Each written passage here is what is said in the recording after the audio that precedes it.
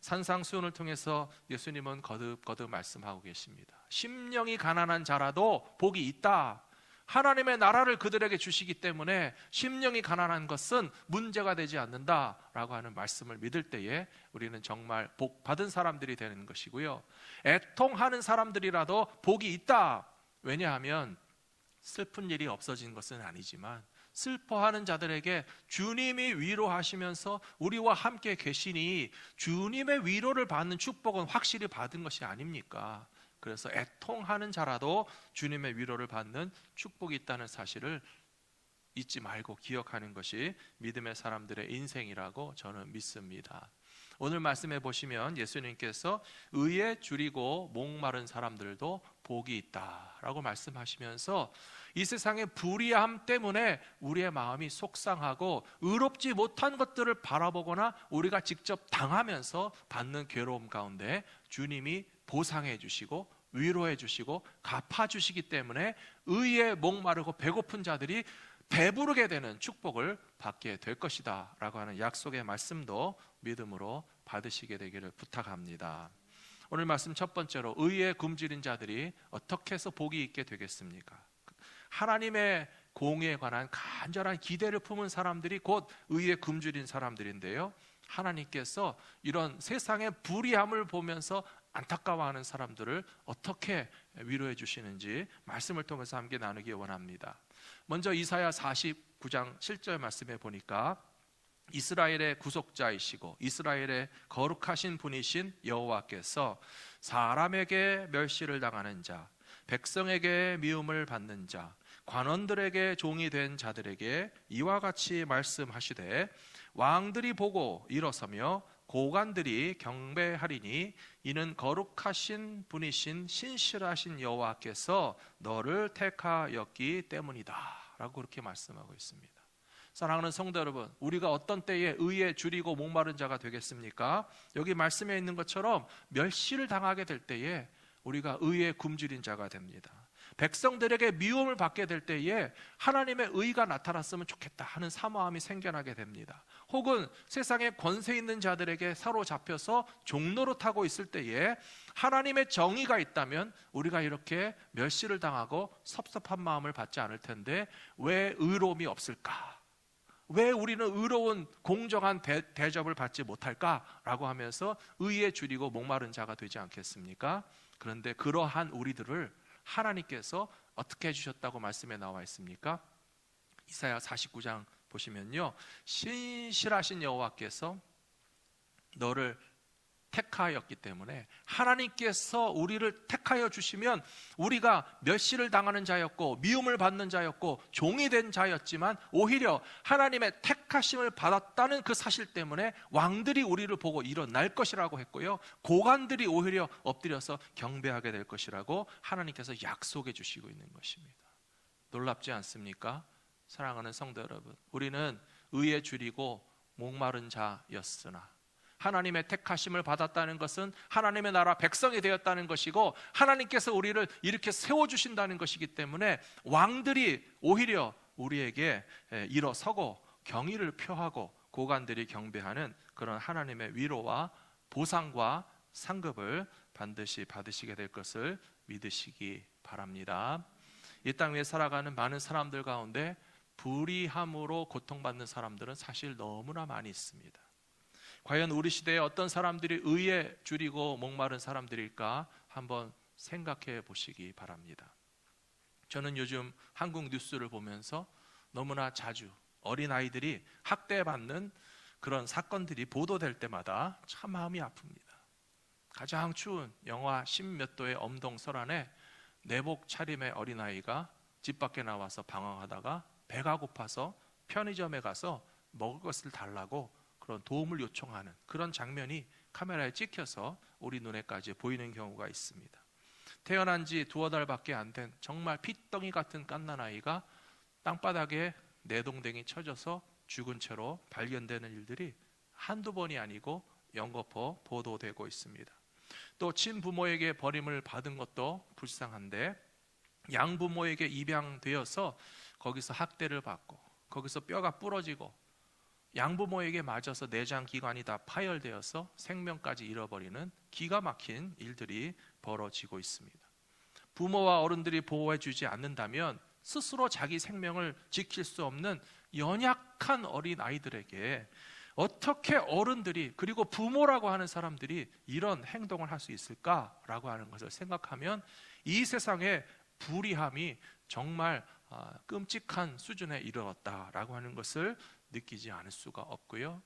의에 줄이고 목마른 사람들이라면 이런 뉴스와 소식을 들으면서 그냥 못 들은 채 지나갈 수 없습니다. 못 본 척 할 수 없습니다. 하나님, 제발 어린 생명들이 저와 같이 멸시를 당하고 학대를 당하고 부모에게 사랑받지 못하고 이 사회에서 보호받지 못하는 일들이 더 이상 생겨나지 않도록 하나님의 나라가 이 땅 가운데 이루어지게 하여 주시옵소서. 기도해야 되는 것이 의에 줄이고 목마른 사람들이 그 불의함을 느끼면서 행해야 할 사명이라고 저는 생각합니다. 우리가 살고 있는 LA 땅에서는요, 아마 하루하루 밖에 나가서 지나다 보면 점점 늘어나는 홈리스들을 아마 셀 수 없이 많이 보셨을 거예요. 그분들의 고통과 괴로움이 우리의 마음 가운데 느껴질 때가 많이 있습니다.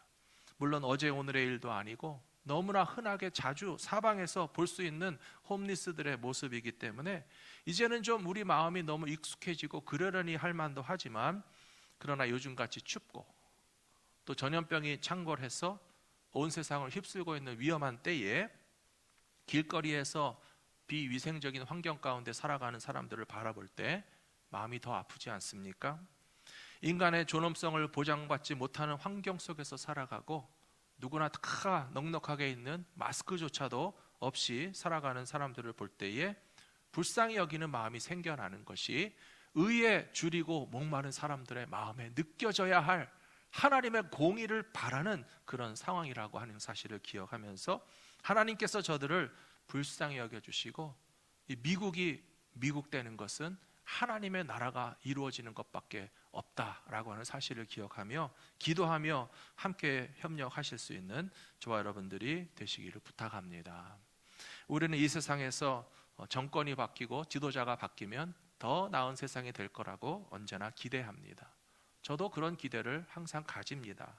그러나 좀 더 냉정하게 놓고 바라보면요, 힘과 권력을 가진 사람들은 대통령이 바뀌어도 여전히 힘과 권력을 가지고 떵떵거리며 호의호식하며 살고 있습니다. 그런데 힘이 없고 가난한 사람들은 대통령이 바뀔 때 기대를 품었지만, 그러나 아무리 시대가 바뀌고 정권이 바뀌고 지도자도 바뀌어도 여전히 가난하고 여전히 힘이 없고 여전히 인간의 존엄성을 보장받지 못하는 상황 가운데서 살아가는 것을 볼 때에 우리가 깨달아야 될 점이 있지 않겠습니까?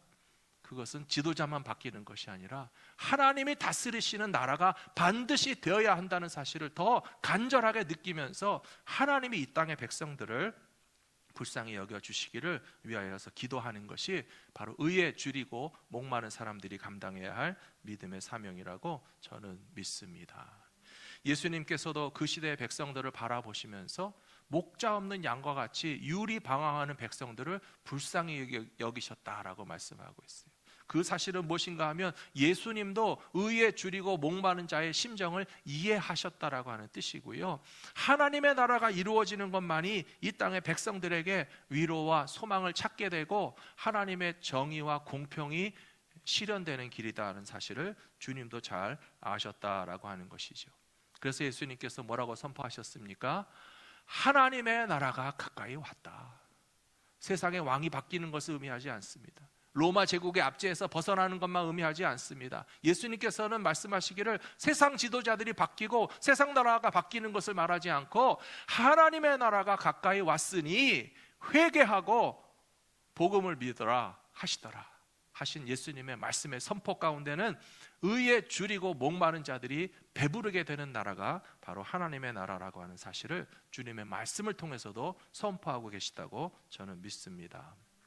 누가복음 1장 51절, 52절, 53절에 보시면 예수님의 어머니 마리아가 수태고지를 듣고서 천사가 말하기를 당신은 하나님의 아들을 잉태했소 라고 하는 소식을 들었을 때 감사의 찬송이 나오거든요.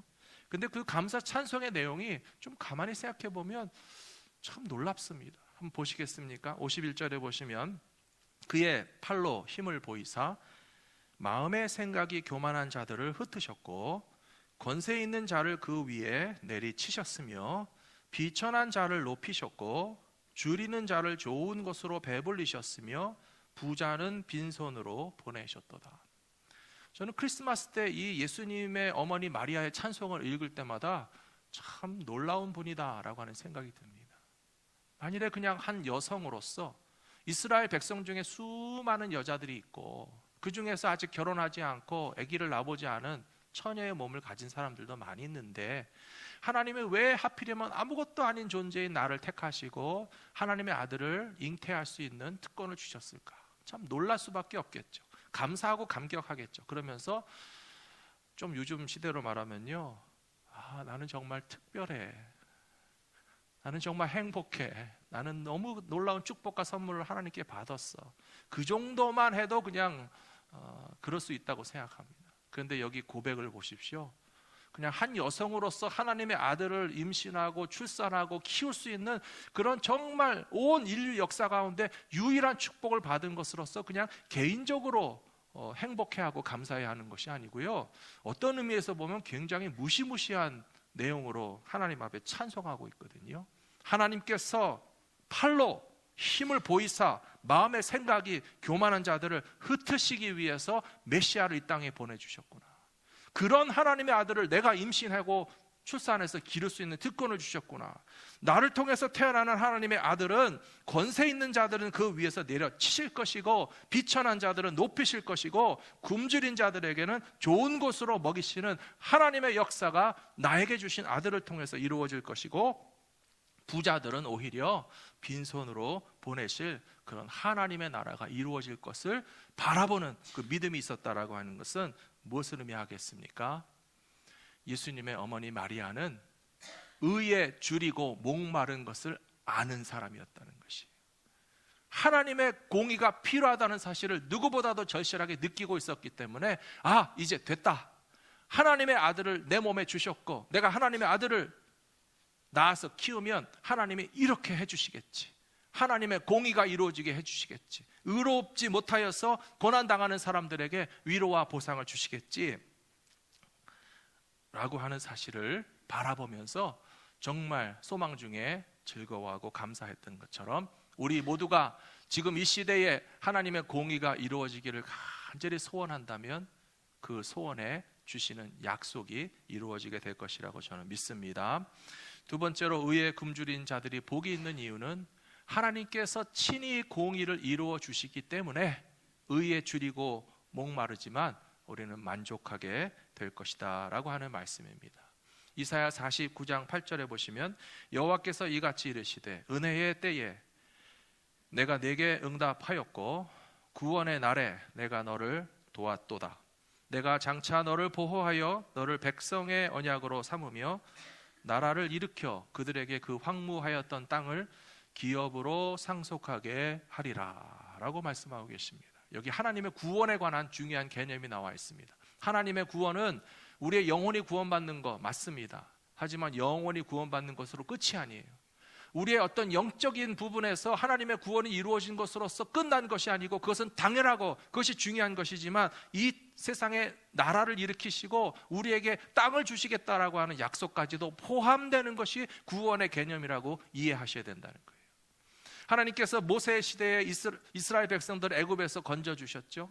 그럼 이스라엘 백성들의 구원은 애굽에서 해방된 것이 구원의 끝입니까? 아닙니다. 그것은 구원의 시작입니다.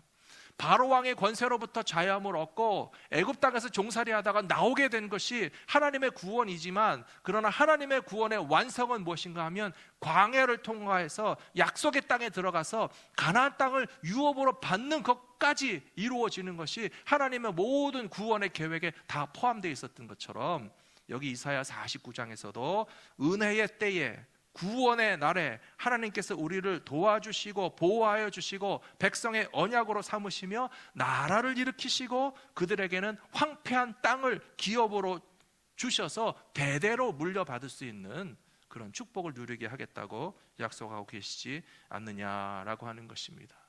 그러므로 의에 줄이고 굶주린 자들은 하나님께서 우리에게 어떠한 구원으로 완성하실지에 대한 기대와 소망을 가지고 살아가는 것이 옳다고 저는 믿습니다. 하나님의 공의를 믿고 기다려야 된다는 말씀입니다. 북이스라엘의 왕 중에서 우상 숭배를 가장 열심히 했던 아합이라고 하는 왕이 있습니다. 이 아합 왕은 바알 제사장의 딸인 이세벨을 왕비로 맞이했습니다. 이세벨은 바알 제사장의 딸일 뿐만 아니라 심지어 이방 여인이었습니다. 이방 여인이기 때문에 하나님의 율법을 알지도 못하고 인정하지도 않고 바알 숭배만 조장하는 일을 아합 왕과 더불어서 열심히 했던 사람입니다. 하나님께서는 이스라엘 백성들에게 구원을 주셨죠. 앞에서 말씀드린 것처럼 땅도 주셨습니다. 12지파에게 가나안 지역의 모든 지역을 각각 할당해 주시고 각 지파의 땅은 각 집안과 가정별로 땅을 나누어 주셔서 대대로 그 땅에서 살 수 있는 그런 가장 기본적인 경제적인 권리를 보장해 주셨다는 거예요. 그런데 사람이 살다가 보면 제한된 땅에서 많은 곡식과 열매와 혹은 양떼를 키우는 사람도 있지만 사람이 살다 보면 실패도 하고요. 사람이 살다가 보면 가난해지기도 하고요. 사람이 살다가 보면 내 땅조차 지킬 수 없어서 남에게 저당 잡혀서 살다가 빚을 갚지 못하면 땅을 통째로 뺏기는 일도 생겨납니다. 사람이 살다가 그런 일이 왜 없겠습니까? 그런데 하나님이 정해주신 율법에 의하면 희년제도가 있습니다. 남의 땅, 그냥 남이 아니라 동족이라는 거예요. 같은 이스라엘 백성으로서 하나님이 주신 땅을 지키지 못하고 혹시라도 빚졌다가 저당 잡힌 땅을 뺏기게 되면 최대 50년까지는 그 땅을 저당 잡힌 채로 새 주인이 가질 수 있으나 희년이 되었을 때는 본래 주인에게 돌려주라는 것입니다. 그래서 가난한 사람이 어느 때까지 가난하도록 내버려 두지 않고 고통받는 사람들이 언제나 고통받는 자리에 머물러 있지 않고 다시 하나님의 주신 땅을 회복할 수 있는 기회를 주시는 것이 하나님의 통치와 희년의 정신이거든요. 그러므로 이스라엘 백성들은 함부로 자기의 땅을 누구에게 주거나 팔거나 없애지 않았습니다. 그런데 이 아합 왕이 가만히 보니까 자기 왕궁 근처에 나봇이라고 하는 사람이 자기 땅에서 포도를 기르는데 그 포도원을 너무나 아름답게 잘 갖고 와놨어요. 포도가 풍성하고 그 밭에 포도가 아름답고 맛있고 너무 그 포도원이 좋아 보이니까 해서는 안 되는 일이지만 왕이라고 해서 그 나봇이라고 하는 사람의 포도원을 좀 자기가 갖고 싶은 생각이 들었습니다. 하지만 하나님의 율법에 어긋나는 일이기 때문에 아주 소심한 접근을 했습니다. 돈을 줄 테니 땅을 팔지 않겠소? 라고 했더니 나봇이라는 사람은요 이런 지하에 거절하면서 하나님의 말씀을 근거로 삼았어요. 이 땅은 제 땅이 아니고 하나님이 우리 조상들에게 주신 땅이고 제가 이 땅을 가꾸며 살다가 내가 죽으면 우리 자손들에게 물려줘야 할 하나님이 주인 되시는 땅입니다 라고 거절하니까 돈 주고 살라고 그랬던 아합 왕은 그 계획이 실패로 돌아갈 수밖에 없었습니다. 아무 반박도 하지 못했습니다. 그런데 그 부인 이세벨이라고 하는 사람은 하나님의 율법을 전혀 고려하지 않는 사람입니다. 바알 제사장의 딸입니다. 왕에게 말하기를 걱정하지 마시고 제가 다 되게 해드릴 테니까 두고 보기만 하십시오.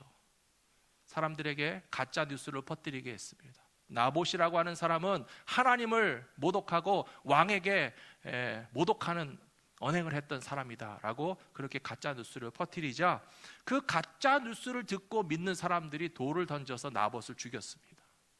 그래놓고 이세벨이 하는 말이 이제 나봇이 죽었으니까 그 땅은 왕이 가지시면 됩니다. 그러고 있어요.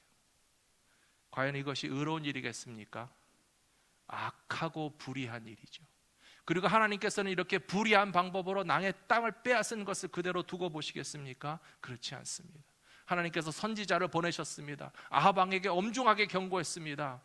아합 왕이여, 나봇의 피가 땅에서 떨어져서 개들이 핥아먹었는데 하나님께서 그것을 다 보고 다 알고 계시니 당신과 당신의 부인 이세벨의 피도 땅에 흐를 것이고 개들이 핥아먹는 꼴을 보게 될 테니 알아서 하시오 라고 경고했습니다.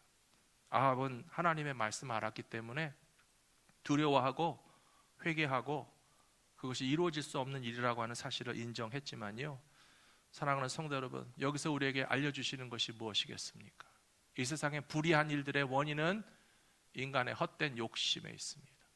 가져서는 안 되는 것을 불의한 방법을 통해서라도 반드시 얻고 싶어하는 이 인간이 가진 세상의 헛된 욕망과 자랑이 얼마나 수많은 불의함을 다 만들어내는가라고 하는 것을 우리가 목격하고 우리가 경험하고 우리가 당할 때도 있고 우리도 남들에게 그런 일을 행할 가능성도 얼마든지 있습니다. 하지만 하나님의 공의가 이루어지게 된다면 의를 바라보면서 굶주린 자들을 만족하게 하시는 하나님의 은혜가 이 땅 가운데 이루어지게 될 줄로 믿습니다. 시편 22편 26절에 보시면요, 겸손한 자는 먹고 배부를 것이고 여호와를 찾는 자는 그를 찬송할 것이라. 너희의 마음은 영원히 살지어다 라고 되어 있습니다. 이 말씀을 잘 보십시오. 겸손한 자가 여호와를 찾는 자입니다. 겸손한 자가 여호와를 찾는 자이고 여호와를 찾는 자는 겸손한 자이고, 그들이 먹고 배부르는 것은 자기의 욕심대로 남에게 빼앗아서 먹고 배부르는 것이 아니라 하나님이 주시기 때문에 먹을 수 있고 배부를 수 있고 감사하게 되고 찬송하게 되고 그의 영혼은 영원히 구원받은 하나님의 나라의 백성으로 살게 된다는 것이거든요. 저는 이 겸손한 자들이 곧 의에 줄이고 목마른 사람이라고 생각합니다. 혹은 지난 주일에 나눴던 말씀, 온유한 자들이 곧 겸손한 자들이고 온유한 자들이 결국 하나님의 공의를 기다리는 사람들이라고 저는 믿습니다. 그리고 이 의로운 자들에게, 겸손한 자들에게, 온유한 자들에게 하나님은 땅을 주시겠다고 약속하신다는 사실입니다.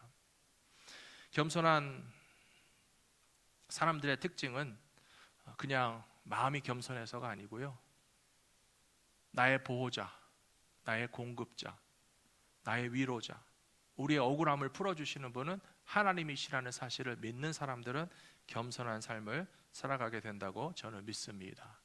그리고 겸손한 중에 겸손한 사람이 바로 다윗이라고 저는 생각합니다. 우리가 다윗 왕을 잘 알고 있지 않습니까? 다윗 왕은요, 여러 형제들 가운데 막내였습니다. 혹시 막내로 자라신 분들은 조금 심정을 이해하실 거예요.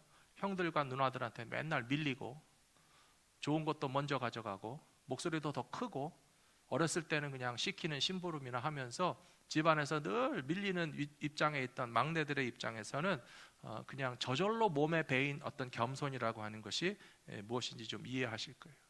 그리고 다윗의 집안이 무슨 대단한 귀족이나 왕족의 집안도 아닙니다. 그냥 이스라엘의 평범한 목자였습니다. 들에서 양치는 목자라고 하는 직업이 뭐 그렇게 떵떵거리고 어떤 세도를 부릴 만한 직업도 아니지 않습니까? 그래서 다윗은 어려서부터 당연하게 겸손한 그런 삶을 배우고 자라났을 텐데요, 그러나 그의 진짜 겸손은 어디에서 깨닫게 되었는가 하면 여호와는 나의 목자 되시니 라고 하는 믿음에서부터입니다. 하나님이 나의 목자이시기 때문에 내게는 부족함이 없도록 하나님이 채워주시고 공급해주시고, 나는 비록 사망의 음침한 골짜기로 다닐지라도 주의 지팡이와 막대기로 안위해 주신다는 것을 경험하고 나서 보니 정말 하나님 앞에서도 겸손하고 사람들 앞에서도 겸손한 인생을 살아가게 되지 않았겠습니까? 그것이 진짜 겸손입니다. 그런데 반대로 교만한 사람들을 보시면요, 교만한 사람들은 당연하게 사람 앞에서 교만하죠. 다른 사람 앞에서 자기가 굉장히 잘난 줄로 압니다. 그뿐만 아니라 교만한 사람들은요, 하나님 앞에서도 교만해요. 하나님께 감사할 줄 몰라요. 하나님이 나를 채워주시지 않았으면 사망의 음침한 골짜기에서 누가 나를 지켜주셨겠으며 누가 나에게 쉴 만한 물가 푸른 초장으로 인도해 주셨을까? 하나님이시라는 사실을 인정하지 않기 때문에 하나님 앞에 교만한 사람들이고, 그런 하나님 앞에 교만한 사람들은 또한 사람 앞에서도 당연히 교만할 수밖에 없습니다. 사랑하는 성도 여러분, 분명히 아십시오. 하나님은 겸손한 자에게 땅을 주신다고 그러셨어요. 하나님께서는 겸손한 자들 가운데 하나님의 공의를 이루시고 이 땅의 불의로부터 당한 것들을 다 넘쳐나도록 갚아주시고 보상해 주신다는 사실을 믿으시기 바랍니다. 그리고 오늘 우리가 바라봐야 할 왕은 바로 예수님이시라는 사실입니다. 세 번째로, 공의의 굶주린 자들이 예수 그리스도 앞에 가까이 갈 때에 반드시 배부르고 만족하게 될 것입니다. 이사야서 55장 1절에 보시면, 오호라 너희 모든 목마른 자들아 물로 나오라. 돈 없는 자도 오라. 너희는 와서 사 먹되 돈 없이 값 없이 와서 포도주와 젖을 사라. 너희가 어찌하여 양식이 아닌 것을 위하여 은을 달아주며 배부르게 하지 못할 것을 위하여 수고하느냐. 내게 듣고 들을지어다. 그리하면 너희가 좋은 것을 먹을 것이며 너희 자신들이 기름진 것으로 즐거움을 얻으리라. 하나님의 공의가 이루어지면 이런 시대가 된다라고 하는 약속의 말씀인데요, 여기 이사야서 55장 1절에서 기록된 말씀을 예수님이 똑같이 말씀하셨죠. 목마른 자들아 내게 오라, 예수님 말씀하셨어요. 결국 이 세상에서 우리의 모든 목마름을 해결해 주시고 채워주실 분은 하나님의 나라가 이루어져야 되는 것이고, 예수님께서 그것을 위해서 이 땅에 오셨다라고 하는 사실을 우리에게 알려주신다라고 하는 말씀입니다. 이사야 49장 10절 말씀은 올해 초에 우리가 신년 특별 새벽 기도회를 하면서 함께 나눈 말씀이었습니다. 뭐라고 되어 있습니까? 그들이 줄이거나 목마르지 아니할 것이며 더위와 볕이 그들을 상하지 아니하리니 이는 그들을 긍휼히 여기시는 분께서 그들을 이끌되 샘물의 근원으로 인도할 것이기 때문이다 라고 말씀하셨어요. 사랑하는 성도 여러분, 샘물의 근원이 바로 예수님이라는 사실을 믿으시기 바랍니다.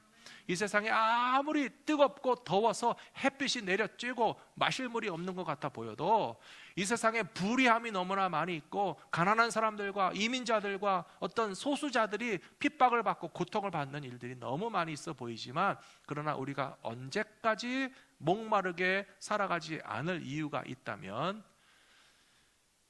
우리를 긍휼히 여기시는 하나님께서 샘물 근원이 되시는 예수님에게 인도해 주시기 때문에 예수님에게 찾아가면 의로움이 없는 이 세상 가운데서 우리는 의로움을 맛보게 될 줄로 믿습니다. 불의함 때문에 목마르고 배고파하던 우리들이 만족해하는 기쁨을 주님이 허락해 주신다는 사실을 확실히 믿으시기 바랍니다. 예수님께서 오병이어를 가지고 5천 명을 먹이신 이유가 저는 여기에 있다고 믿습니다. 그냥 예수님께서 햄버거 한번 탁 나눠주셔서 배고플 때 밥 한 끼 잘 먹게 해주신 거, 그게 아니에요.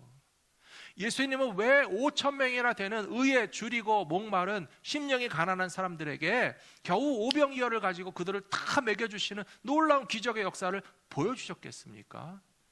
그것은 바로 예수님이 샘물의 근원이시라는 사실을 우리에게 확실하게 보여주신 거예요.